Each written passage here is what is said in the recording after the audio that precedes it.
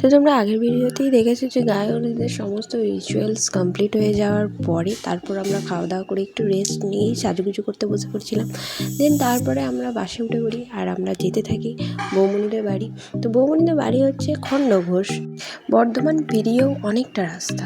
তো তারপর আমরা বৌমনিদের এখানে একটা লজে বৌমনিকে সাজিয়ে গুজিয়ে বসিয়ে রাখা হয়েছিল। আর বিয়েটা হচ্ছিল বাড়ি থেকে লজটা খুবই কম দূরত্বের।